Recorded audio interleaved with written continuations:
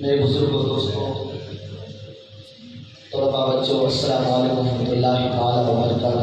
وعلیکم السلام ورحمۃ اللہ وبرکاتہ۔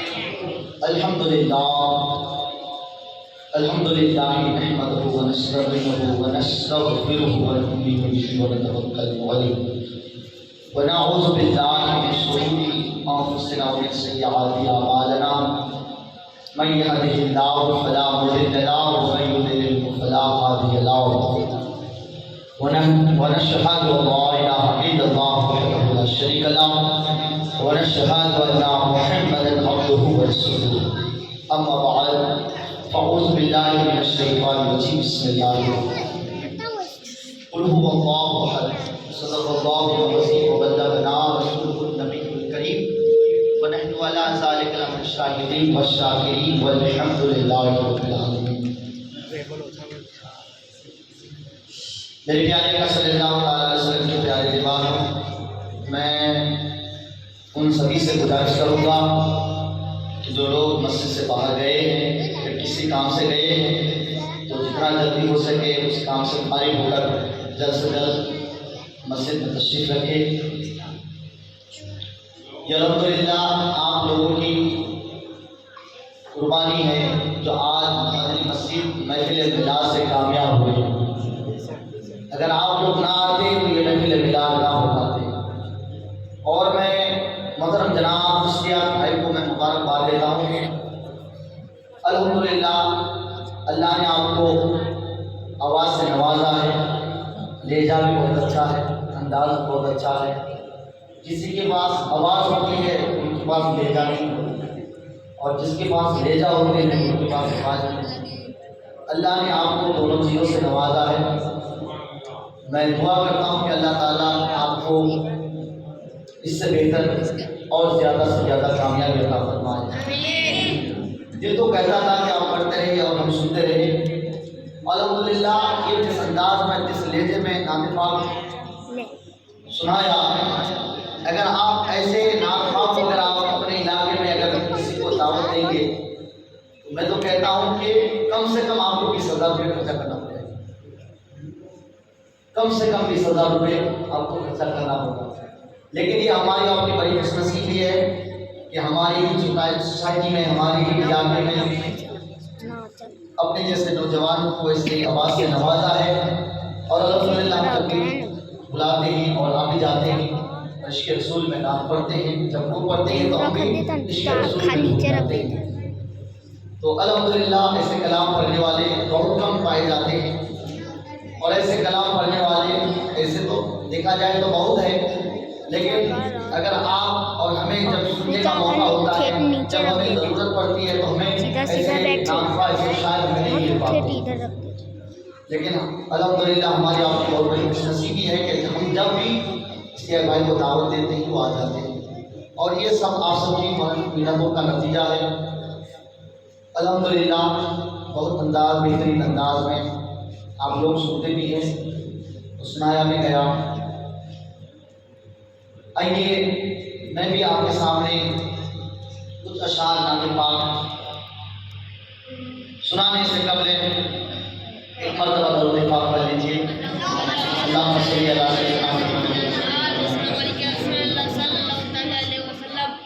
ایک مرتبہ مچل کے کہہ دیجیے سبحان اللہ۔ انشاءاللہ آج کا جو عنوان ہوگا یہ ہماری اور کی بہت بڑی خوش نصیبی ہوگی۔ کبھی بھی ہم اللہ کے نام انشاءاللہ آج کا عنوان ایسا ہوگا، اور ان بچوں کے فیور میں بھی انشاءاللہ کچھ گفتگو کی جائے گی۔ یہ بچوں تھوڑا آگے پیچھے ہوگا، بول کر کے بیٹھو، تھوڑا آگے پیچھے ہوگا۔ آئیے ایک مرتبہ مچل کے کہہ دیجیے سبحان اللہ۔ شعر الحمدللہ بہت اچھا ہے، ہر شعر میں آپ ڈال دیں گے، میں انشاءاللہ میرا دل کہتا ہے، اور آپ کو دعوت دینا بھی ہے۔ 4 منٹ ہے، 5 منٹ ہوئے گی تو اتنا اچھا۔ شاعر فرماتے ہیں حقیقت میں وہ لطف زندگی پایا نہیں کرتے۔ ہر ایک کا انداز الگ ہوتا ہوتا ہے، ہر ایک کا لہجہ الگ ہوتا ہے، میرا انداز کچھ اور ہے. ہاں تو میں ذکر کے ساتھ نہیں پڑھتا، لیکن جو بھی انداز ہے بس آپ لوگوں کو سبحان اللہ کہتے مبارکباد دینا ہے. حقیقت میں وہ لطف زندگی پایا نہیں کرتے، حقیقت میں وہ لطف زندگی پایا نہیں کرتے، حقیقت میں وہ لطف زندگی پایا نہیں کرتے، حقیقت میں وہ لطف زندگی پایا نہیں کرتے، لطف زندگی پایا نہیں کرتے، حقیقت میں وہ لطف زندگی پایا نہیں کرتے. جو یاد مصطفیٰ سے دل، جو یاد مصطفیٰ سے دل، جو یاد مصطفیٰ سے دل کو بہلایا نہیں کرتے، جو یاد مصطفیٰ سے دل، جو یاد مصطفیٰ سے دل، جو یاد مصطفیٰ سے دل کو بہلایا نہیں کرتے، حقیقت حقیقت میں وہ لطف زندگی پایا نہیں کرتے. مچل کے دونوں ہاتھوں کو اٹھا کے کہہ دیجیے سبحان اللہ. یہ دربار محمد ہے، یہاں ملتا ہے بن مانگے، یہ دربار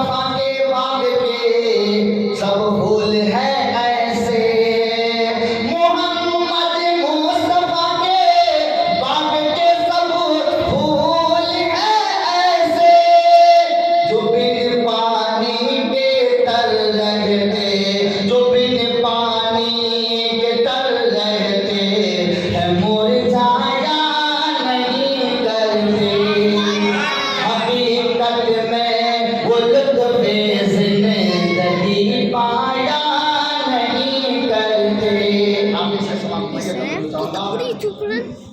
جو ان کے دامن اقدس سے وابستہ ہے اے حامد، کسی کے سامنے وہ ہاتھ پھیلایا نہیں کرتے، حقیقت میں وہ لطف زندگی پایا نہیں کرتے، جو یاد مصطفیٰ سے دل کو بہلایا نہیں کرتے۔ اللہم صلی علی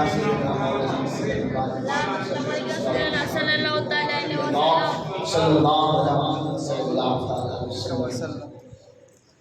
میرے پیارے رسول اللہ تعالیٰ علیہ وسلم، اب آئیے اللہ تبارک و تعالیٰ نے ہمیں جو دنیا میں بھیجا، کس لیے بھیجا؟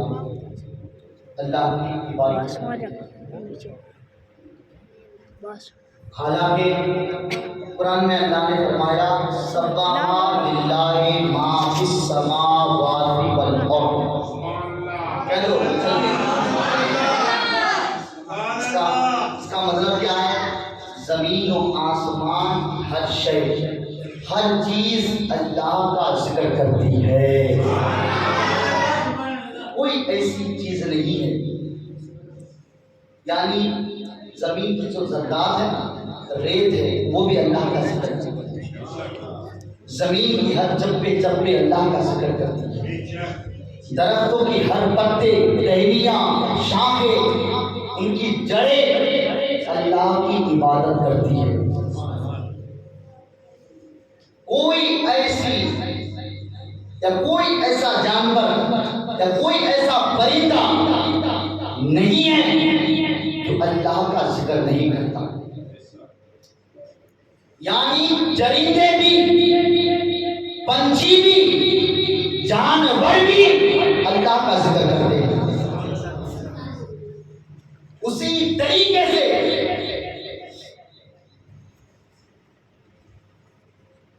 دنیا کے اندر ساری چیز اللہ کا ذکر کرتے ہیں۔ بتایا جاتا ہے کہ جب ہم گھر کی دروازوں کو کھولتے ہیں اور کھولنے کی جو آوازیں آتی ہے، حقیقت میں وہ آواز اللہ کا ذکر ہوتا ہے، اللہ کا ذکر ہوتا ہے۔ ہمیں تو ایسا محسوس ہوتا ہے کہ وہ ایک آواز ہے، لیکن حقیقت میں وہ آواز جو ہے وہ ذکر الہی کی آواز ہے۔ کیوں؟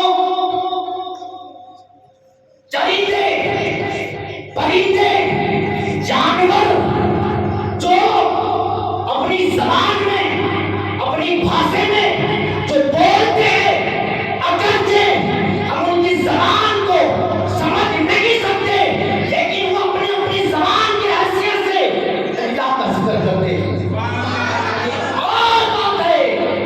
یہ اور بات ہے کہ ہم جانوروں کی زبان کو نہیں سمجھ سکتے۔ یہ اور بات ہے کہ ہم پرندوں کی زبان کو نہیں سمجھ سکتے، لیکن اللہ ہر چیز کی آواز کو سنتا ہے، اللہ ہر چیز پر قادر ہے، اللہ ہر چیز کا علم رکھتا ہے، اللہ ہر چیز کا علم رکھتا ہے۔ اور جب ہم زمین پر چلتے ہیں اور اگر فضولی یا پھر زمین پر ہم اذیت پہنچاتے ہیں، زمین کو ہم تکلیف دیتے ہیں، تو وہ تکلیف جو زمین کو محسوس ہوتی ہے اس کا بھی علم اللہ رکھتا ہے، اسی طریقے سے اگر ہم کسی کو بھی تکلیف پہنچاتے ہیں اس کا بھی علم اللہ کو معلوم ہے. اللہ عالم الغیب ہے، ہر چیز کو جانتا ہے. میرے دوستو بزرگوں، تو یہ کوئی ضروری نہیں ہے کہ صرف انسان ہی اللہ کی عبادت کرتے ہیں، بلکہ کائنات کی ہر شے اللہ کا ذکر کرتے ہیں، اس کے محبوب کا ذکر کرتے ہیں. تو میرے پیارے کا صلی اللہ تعالیٰ علیہ وسلم کی پیاری کی بات، لیکن یہ ساری کائنات جو بنی، اللہ نے زمین کو بنایا، اللہ نے آسمان کو بنایا، اللہ نے جانوروں کو پیدا کیا، اللہ نے درختوں کو پیدا کیا، اللہ نے فرشتوں کو پیدا کیا، اللہ نے زمین کو زمین کا فرش بچھایا. یہ سب کچھ اللہ نے اگر بنایا صرف کہ صرف انسان کے لیے بنایا. ساری کائنات کا وجود اللہ نے کیا صرف انسان کے لیے کیا، ہم جیسے بندوں کے لیے کیا. اس لیے اللہ نے انسان کو دنیا میں بھیجنے سے پہلے زمین کو بنا دیا. کہہ دیجیے سبحان اللہ. آسمان کو بنا دیا اور ساری بے شمار مخلوقات کو اللہ نے پیدا کیا تاکہ انسان دنیا میں آتے ہی اسے کسی چیز کی احساس نہ ہو.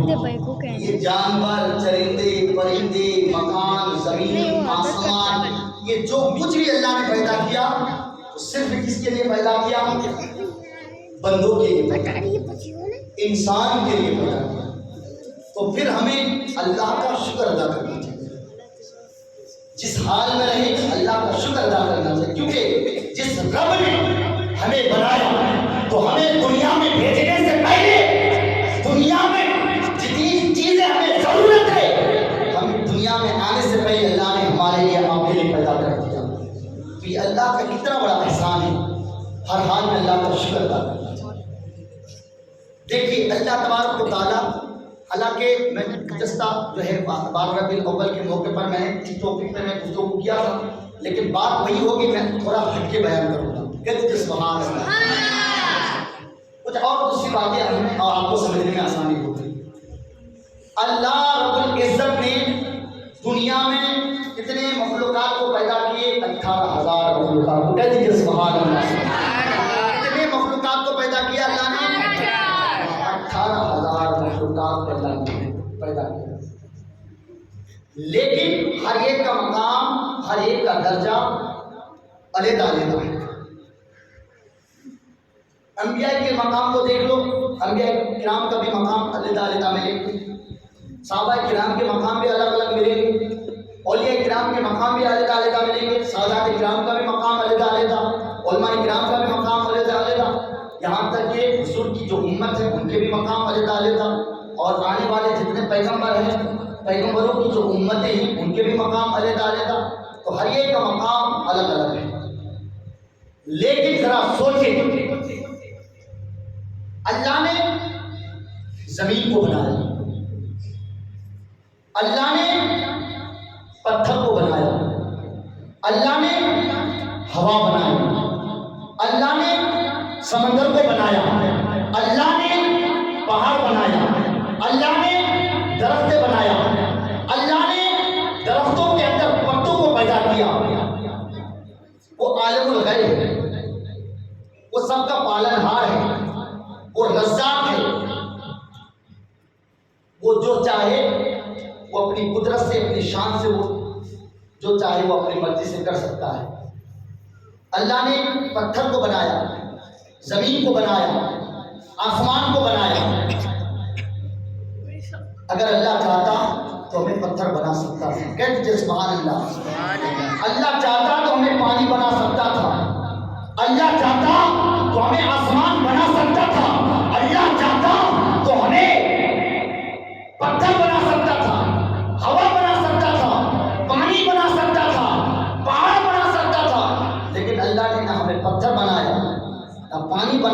زمین بنایا، نہ ہوا بنایا، نہ آسمان بنایا، تو پھر ہمیں کیا کرنا چاہیے؟ اللہ کا شکر ادا کرنا چاہیے۔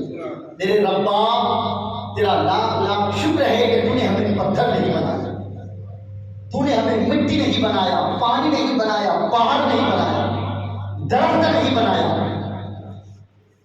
اب اپنے ذہن کو تھوڑا آگے لے جائے۔ اللہ تبارک و تعالیٰ نے پھر کسی مخلوق میں سے، یعنی یہ ہوا کا یہ بھی ایک مخلوق ہے، پانی یہ بھی ایک مخلوق ہے، زمین یہ بھی ایک مخلوق ہے، تو اسی طریقے سے رب کائنات نے مخلوق میں سے کسی کو کتا بنایا، کسی کو بندر بنایا، کسی کو سانپ بنایا، کسی کو کتا بنایا۔ اللہ چاہتا تو ہمیں کتا بنا سکتا تھا، اللہ چاہتا تو ہمیں سانپ بنا سکتا تھا، اللہ چاہتا تو ہمیں بندر بنا سکتا تھا، اللہ چاہتا تو ہمیں گدھا بنا سکتا تھا، لیکن رب کائنات نے نہ ہمیں گدھا بنایا، نہ سانپ بنایا، نہ بچھو بنایا، نہ بندر بنایا، نہ کتا بنایا۔ پھر رب کی بارگاہ میں شکریہ ادا کرو، میرے ربا تیرا لاکھ لاکھ شکر ہے کہ تو نے ہمیں کتا نہیں بنایا، تو نے ہمیں گدھا نہیں بنایا، تو نے ہمیں بندر نہیں بنایا۔ کہہ دو مچل کے سبحان اللہ۔ تو نے ہمیں بندر نہیں بنایا، سانپ نہیں بنایا، تو پھر بنایا تو کیا بنایا؟ تو اللہ نے ہمیں بنایا اور آپ کو بنایا تو انسانی مخلوقات میں بنایا۔ کہتے سبحان اللہ۔ انسانی مخلوقات، اور انسانی مخلوقات کے لیے اللہ نے کائنات کو بنایا۔ یہ ساری چیزیں جو آج ہمارے لیے سہولتیں بن چکی ہے، یہ فقط انسان کے لیے بنا ہے۔ تو میرے دوستوں بزرگوں، تو اللہ نے ہمیں انسانی مخلوق میں بنایا، لیکن اس میں بھی ذرا غور کریں، انسانی مخلوق میں بھی، انسانی مخلوق میں بھی اللہ نے الگ الگ فرقوں میں پیدا کیا، الگ الگ مذہب کو ماننے والوں میں سے پیدا کیا۔ کسی کو قادیانی، کسی کو عیسائی، اسی طریقے سے الگ الگ طرح کے فرقوں کو اللہ نے پیدا کیا۔ کسی کو زمین پوجنے والوں میں، کسی کو آسمان پوجنے والوں میں، نہ جانے کس کو خدا ماننے والوں میں سے پیدا کیا، المختصر۔ لیکن اللہ چاہتا تو ہم کسی بھی فرقوں کو ماننے والوں میں سے اللہ ہمیں بنا سکتا تھا، پیدا کر سکتا تھا، لیکن اللہ نے ہمیں عیسائی نہیں بنایا، اللہ نے ہمیں قادیانی نہیں بنایا، اللہ نے ہمیں دیوبندی نہیں بنایا۔ اگر بنایا تو عاشق رسول بنایا، اگر بنایا تو نبی کی میلاد منانے والوں میں سے پیدا کیا۔ نعرہ تکبیر، نعرہ رسالت، عید میلاد النبی۔ اللہ نے ہمیں اور آپ کو پیدا کیا تو نبی کی میلاد منانے والوں میں سے پیدا کیا، عاشق رسول بنایا، رسول کی امت میں سے پیدا کیا۔ اور سب سے بڑی بات تو یہ ہے کہ ہمارے لیے اللہ نے محمد کی محبت ڈال دیا، جسے ہم ایمان کہتے ہیں۔ اللہ نے ہمیں بنایا انسانی مخلوقات میں سے، لیکن کیا بنایا؟ رسول کے غدار نہیں بلکہ رسول کے وفادار بنایا۔ تو جو عاشق رسول ہوتا ہے، جو اہل سنت والجماعت کو ماننے والا ہوتا ہے، حقیقت میں وہ افضل المخلوقات میں سے ہے۔ کہتے سبحان اللہ۔ تو اللہ نے ہمیں اور آپ کو، اور مختصر یہ سمجھیے کہ ہمیں سنی مسلمان بنایا، سنی مسلمان بنایا۔ اب ہم مسلمان ہو گئے، حضور کی سنت پر عمل کرتے ہیں، نماز پڑھتے ہیں، روزہ رکھتے ہیں، جو اللہ کا حکم ہے اس پر ہم فرما برداری کرتے ہیں۔ تو میرے پیارے آقا صلی اللہ تعالیٰ علیہ وسلم کے پیارے دیوان، اب میں نے آپ کو پہلی گفتگو میں نے آپ کو بتایا تھا کہ ہر ایک کا مقام علیحدہ علیحدہ ہے۔ کہہ دیجیے سبحان اللہ. تو اللہ نے ہمیں اور آپ کو سنی مسلمان بنایا، ایسے میلاد میں بیٹھنے والا خوش نصیب بنایا، لیکن اس میں سے اور ایک افضل المخلوقات ہے، اور ایک ایسی جماعت ہے جس کو ہم علماء کرام کہتے ہیں. کہتے ہیں سبحان اللہ. پھر اللہ نے سنی میں سے، مسلمان میں سے، عاشق رسول میں سے، پھر اس سے افضل و اعلیٰ کس کو بنایا؟ جو سنی مسلمان، یعنی جو عالم دین ہے، جس کو علماء کرام کہتے ہیں. کہتے ہیں سبحان اللہ. اب اس میں تھوڑی ادھر ادھر کی بات کرنا چاہوں گا، جس سے ہمارے بچے کے دلوں میں بھی ایک حوصلہ اور جذبہ ہو جائے، اور ہمارے دلوں میں بھی ہمیں اپنے بچوں کو دینی تعلیم سکھانے کا ایک جذبہ پیدا ہو جائے. کہہ دیجیے سبحان اللہ. اب علماء بنائے، عالم بنائے، تو وہ عاشق رسول تو ہے لیکن وہ عالم دین نہیں. اگر ایک عاشق رسول کے سامنے اگر کوئی عاشق رسول میں سے عالم ہو تو پھر اللہ نے اس کا درجہ اور اعلیٰ عطا فرمایا. اور کیوں نہ اعلیٰ ہو، کیوں نہ اعلیٰ ہو؟ کیونکہ میرے رسول نے علماء کرام کو اپنا نائب بنایا. کہتے سبحان اللہ. انبیاء کی وارث میں سے شمار کیا. میرے آقا فرماتے ہیں علماء کرام انبیاء کرام کی وارث میں سے ہے. کہتے سبحان اللہ. انبیاء کرام کی وارث میں سے ہے.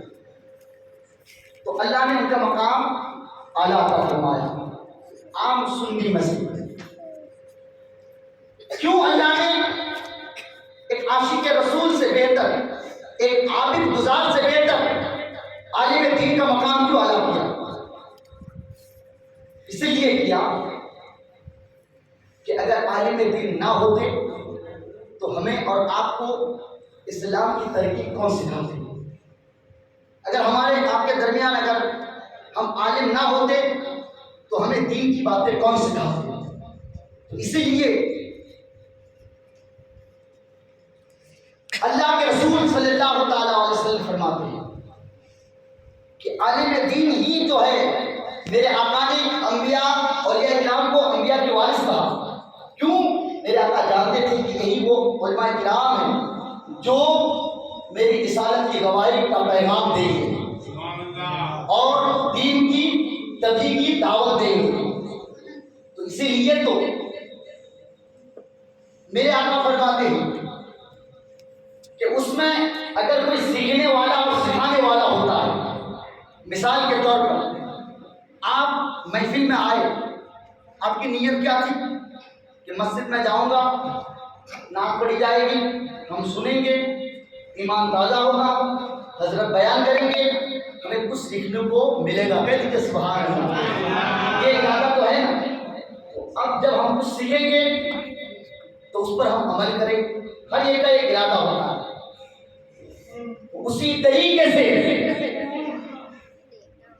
اب بتائیے کہ جب کوئی بندہ، جب کوئی عاشق رسول، جب حضور کی امت میں سے کوئی علم طلب کرنے والا علم طلب کرنے کی غرض سے کسی عالم دین کی بارگاہ میں یا کسی عالم دین کی محفل میں اس ارادے سے آتا ہے کہ میں کچھ حاصل کروں گا اور اس پر عمل کروں گا، بتایا جاتا ہے کہ جب وہ اس ارادے سے گھر سے نکلتا ہے، گھر سے لے کر اس مقام تک پہنچتا ہے، میرے آقا فرماتے ہیں اس بندے کو رب کائنات ہر قدم کے بدلے میں رب کائنات ایک سال عبادت کرنے کا ثواب عطا فرماتا ہے.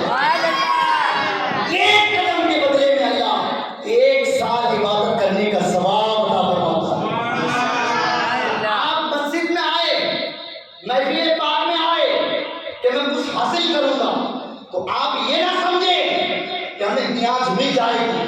ہم آئے، امام صاحب کو خوش کر دیا، نہیں، الحمدللہ میں تہہ دل سے مبارکباد دیتا ہوں کہ آپ آئے تو میرا حوصلہ اور بڑا کر دیا.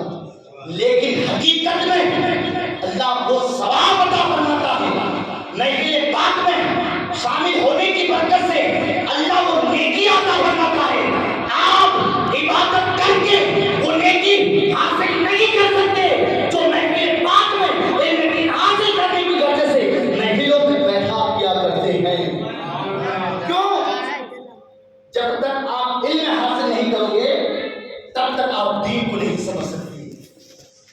یہ بتایا جاتا ہے کہ عبادت سے بہتر ہے کہ پہلے وہ علم دین حاصل کریں، کیونکہ جب علم ہوگا تو اس کو رسول کی سیرت کا اندازہ ہوگا۔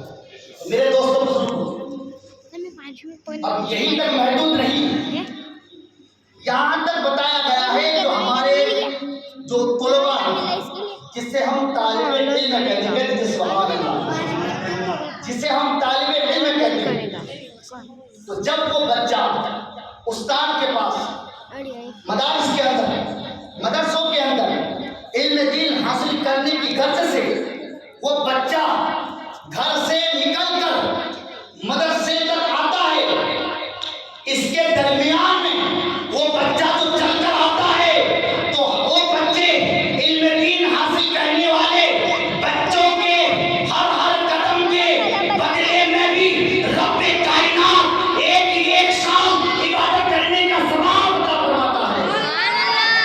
یہ نہ سمجھے کہ بچے ہمارے جاتے ہیں سیکھے تو سیکھے، نہ سیکھے تو ان کے نصیب نہیں، یہ ہماری اور آپ کی بہت بڑی خوش نصیبی ہے جب ایک قدم کے بدلے میں ایک سال عبادت کا ثواب، تو اس بچے کی مرتبے کو کون بتا سکتا ہے؟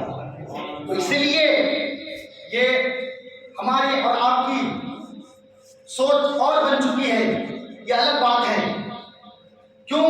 جب دنیاوی تعلیم کی بات آتی ہے تو بچوں کو جو ہے ہم اچھے لباس پہنا کر، یونیفارم پہنا کر کے، ہم بچوں کو غسل کرا کر کے، نہا دھلا کر کے، اور بالوں میں کنگھی کر کے، بالوں میں تیل لگا کر کے، جو ہے خوبصورت بنا کر، اس کی سنگار کر کے ہم اسکول میں بھیجتے ہیں، اور ایسے بچے کو ماں باپ جو ہے اسے سجاتے ہیں کہ چاہے تو وہ اپنے ہاتھ سے کر سکتے ہیں، لیکن جب وہی بچہ جب مدرسے میں آتے ہیں تو اس کی کیفیت یہ ہوتی ہے، اس کا حال یہ ہوتا ہے کہ ہم نے اکثر دیکھا ہے کہ بچے جو سوتا ہے تو جس کپڑے سے وہ پہن کر سوتا ہے، کیا پتا وہ بچہ نادان ہے، نابالغ ہے، ناسمجھ ہے، اس کو کیا معلوم کہ پیشاب یہ ناپاک چیز ہے، ان کو کیا معلوم کہ یہ میرا کپڑا پاک ہے یا ناپاک ہے۔ ماں باپ جو ہے بچے سوتے ہیں اور منہ پہ پانی بھی نہیں دیتے اور بچہ جو ہے مدرسے میں آ جاتے ہیں۔ کچھ بہت ایسے بچے ہوتے ہیں کہ مدرسے میں آ کر کے، میں یہاں کی بات نہیں کرتا ہوں، اکثر جگہ پہ یہ دیکھا گیا ہے کہ بچے آ کر کے مدرسے ہی میں جو ہے کلی کرتے ہیں، وضو کرتے ہیں، ہم نے اکثر دیکھا ہے، آنکھوں کو مسلتے ہوئے آتے ہیں، اور کچھ ایسے بچے بھی ہوتے ہیں کہ نیند کے گلبے میں لڑکھڑاتے ہوئے آتے ہیں۔ ماں باپ کو کچھ پڑھی ہی نہیں ہے، جو بچہ چلے تو قدم کے بدلے میں ثواب، اور ایک سال عبادت کرنے کا ثواب، اور وہ بچہ جب دنیاوی تعلیم کے لیے جائے تو کچھ بھی نہ ملے، وہی بچہ جب علم دین کے لیے آئے تو ہر قدم کے بدلے میں ثواب۔ تو پھر بچے کو اچھے لباس پہنا کر کے بھیجا جائے، بچے کو نہلا دھلا کر کے بھیجا جائے۔ دنیاوی تعلیم میں اگر بچہ ناپاک بھی ہو تو کچھ فرق نہیں پڑتا، لیکن دینی تعلیم میں اگر بچہ ناپاکی کی حالت میں اگر قرآن کو ہاتھ لگاتا ہے تو صرف وہ بچہ گنہگار نہیں ہوتا، بلکہ اس بچے کے ساتھ ساتھ ماں باپ بھی گنہگار ہوتے ہیں، کیونکہ انسان اگر باوضو نہیں ہوتا تو بے وضو انسان قرآن کو اگر ہاتھ لگائے، قرآن کی آیت پہ اگر ہاتھ دے، تو ایسے لوگوں کے لیے قرآن کی آیتوں پہ انگلی رکھنا حرام ہے۔ کیا ہے؟ حرام ہے۔ لیکن اگر ہمارے بچے، اس کا جسم بھی ناپاک، کپڑے بھی ناپاک، اور کپڑے میں پیشاب لگے ہوئے ہو، اور وہ بچہ آ کے قرآن پڑھے، تو سوچنے والی بات ہے۔ تو الحمدللہ آج کے تاریخ میں ہمارے چھوٹے چھوٹے بچے بھی قرآن پڑھتے ہوئے نظر آتے ہیں، کیونکہ تو میرے پیارے آقا صلی اللہ تعالیٰ علیہ وسلم کے پیارے دیوانوں، ایک مرتبہ درود پاک پڑھ لیجیے۔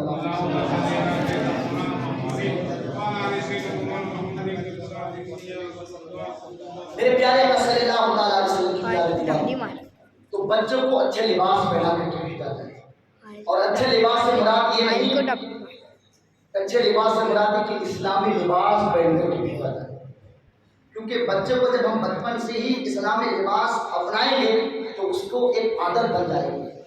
آج دیکھیے، آج ہمارے عمر اتنا کافی ہو جاتے ہیں کہ ہم بچے کے باپ دادا بھی بن جاتے ہیں، لیکن ہمارا لباس نہیں بدلتا۔ اس کی وجہ یہ ہے کہ ہم نے بچپن سے اس ماحول میں نہیں رہا۔ تو اگرچہ ہم نہیں رہا تو ہمارے بچوں کو اسلامی ماحول میں ڈالیے۔ جب مدرسے میں آئے تو ان کے لیے 2-3 جوڑی کہے مدرسے کے لیے کپڑا کا جوڑی بنوا لیں، پھر وہ جب مدرسے سے جائیں گے تو پھر اسکول کی جو کپڑے وہ پہن کے جائیں گے۔ جب ایک اسکول میں دنیا میں تعلیم میں عام لباس پہن کر نہیں جا سکتا تو دینی تعلیم کے اندر پھر یہ قانون نہیں باہر کریں۔ تو میرے دوستوں بزرگوں، تو بچے اگر پڑھنے کے لیے علم دین سیکھنے کے لیے گھر سے نکلتا ہے تو قدم کے بدلے میں ثواب، اور بچے کی رب کی خوشنودی کے لیے اللہ کے جو مقدس فرشتے ہوتے ہیں تو وہ فرشتے اپنے پروں کو بچھا دیتے ہیں۔ جب بچہ چلتا ہے تو اپنے پروں میں بچوں کے قدموں میں اپنا پر بچھا دیتے ہیں۔ کیوں؟ اس لیے فرشتوں کو یہ گوارا نہیں کہ بچہ علم دین کے لیے گھر سے نکلے اور زمین کی کوئی حصہ بچے کو اذیت پہنچائے، یہ اللہ کے مقدس فرشتوں کو بھی گوارا نہیں۔ میرے دوستوں بزرگوں، اور میں ان لوگوں کو میں مبارکباد دیتا ہوں کہ جو لوگ ایسے پڑھنے والے طلباء کو اپنے گھر میں قرآن خوانی کے لیے، یاسین شریف پڑھوانے کے لیے، قرآن پڑھوانے کے لیے جو ہے اپنے گھروں میں دعوت دیتے ہیں، میں انہیں مبارکباد دیتا ہوں۔ کیوں؟ اس لیے کہ جو طالب علم میں کسی کے گھر میں قرآن خوانی کرتا ہے، قرآن پڑھتا ہے تو اللہ تعالیٰ اس گھر میں 40 دن تک برکت نازل عطا کرتا ہے۔ ہاں، کچھ لوگوں کا ایک ذہن ہوتا ہے کہ مدرسے کے بچے آئے گا پورے قرآن کی پیٹ پڑھنا ہے۔ طالب علم ہے، اگر ایک آیت پڑھ دی اور اللہ نے اگر قبول کرے تو اسی آیت سے آپ کا پورا خاندان جنت بن سکتا ہے۔ قرآن ہم کو ختم کرنا اچھی بات ہے، زیادہ سے زیادہ قرآن کی تلاوت ہونی چاہیے، لیکن زبردستی نہیں۔ بچے اپنی مرضی سے جتنا پڑھے، ایک آیت پڑھتے کافی ہے، اللہ قبول کر لینا۔ اور پھر ان بچوں کے لیے میرے آقا فرماتے کہ اگر وہ طالب علم ہے تو طالب علم کو اگر کوئی ایک گلاس پانی پلاتا ہے تو رب کائنات ایسے طالب علم کو پانی پلانے کی برکت سے خانہ کعبہ کو 70 مرتبہ تعمیر کرنے کا ثواب عطا فرماتا ہے۔ سبحان اللہ، تعمیر، جس نے ایک گلاس پانی کسی طالب علم کو پلایا، ایک گلاس پانی یا ایک گھونٹ دودھ پلایا یا کھانا کھلایا یا ایک قلم دے دیا یا تھوڑا کپڑا کا ٹکڑا دے دیا، میرا آقا فرماتے ہیں جس نے کسی طالب علم کو پانی پلایا گویا اس نے خانہ کعبہ کو 70 مرتبہ تعمیر کیا۔ اور بتاؤ، پورے علاقہ مل کر ایک مسجد کو تعمیر کرنے میں اسے 5 سال 10 سال لگ جاتے ہیں، 5 سے 10 سال لگ جاتے ہیں۔ اس میں بھی بڑے بڑے پاٹیدار ہوتے ہیں، مالدار لوگ ہوتے ہیں جو بڑی کوشش کے ساتھ جو ہے اس مدرسے کی مسجد کی جو ہے مدد کرتے ہیں۔ اس کے باوجود کم سے کم 5-10 سال تو لگ ہی جاتے ہیں۔ لیکن اگر کوئی طالب علم کو خالی پانی پلا دے، لوگ خانہ کعبہ کا دیدار کرنے کے لیے مرتے ہیں، تو لوگ اگر خانہ کعبہ کا دیدار کر لے تو اپنے آپ کو خوش نصیب، لیکن جس کو اللہ تعمیر کرنے کا ثواب عطا فرماتا وہ کتنا بڑا خوش نصیب ہوگا۔ اور یہی تک محدود نہیں، میرے آقا فرماتے ہیں کہ رب کائنات اس بندے کو